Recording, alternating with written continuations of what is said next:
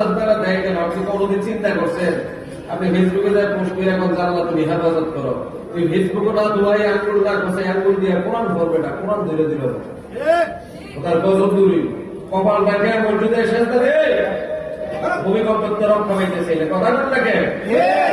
আজকে এমন অবস্থা হয়ে গেছে। আবার সপ্তাহে একদিন কোন রমজান হাজিরা দেয় জুম্মাটি।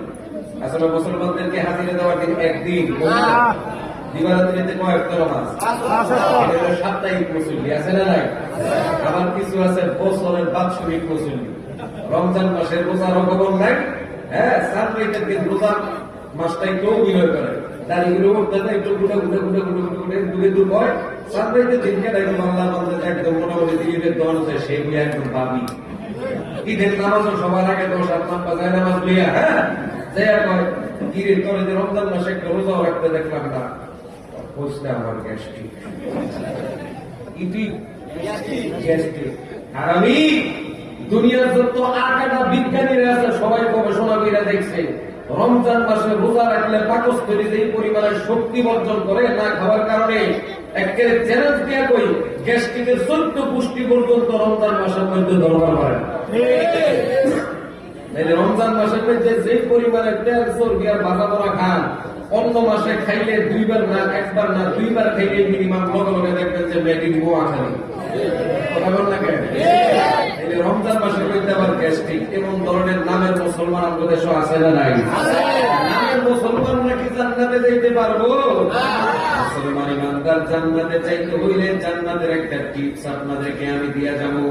যদি আমার সময় দেন তাইলে একটু করি, সামনের দিকে আগাইবার চাই, জোরে কোন বলবো কিনা? মুসলমান ইমানদার আপনাদের এই এলাকার মধ্যে কৃষক আছে না নাই? বড় বড় ব্যাংক গাড়ি চালায়, কৃষকে কি করে? ট্রাক চালায়, ভ্যান গাড়ি চালায়, তাইলে বিল্ডিং বানায় কি করে? আমি এত কিছু জিজ্ঞাই গেলে জানেন আপনার মনোনিবেশটা আমার দিকে ফিরে নেয়, এরপরও যে নতুন ভাবে আবার চলতেছে উত্তর পাই না। কৃষকে মনে হয় কি করে?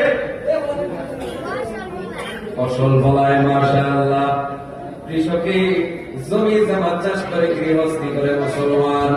দেখবেন একটা কৃষক তার নিজ হাতে যখন কিনে একটা গাছ লাগায়, গাছ লাগানোর পরে গাছের নিচে নিজ হাতে পানি ঢেলে দেয়, গাছের আগাছাগুলো নিজে হাতেই পরিষ্কার করে দেয়, গাছের ডালপালাগুলো যখন বড় হয় দেখবেন নিজের হাতে ওই ডালপালাগুলোকে কাটিয়ে দেয়।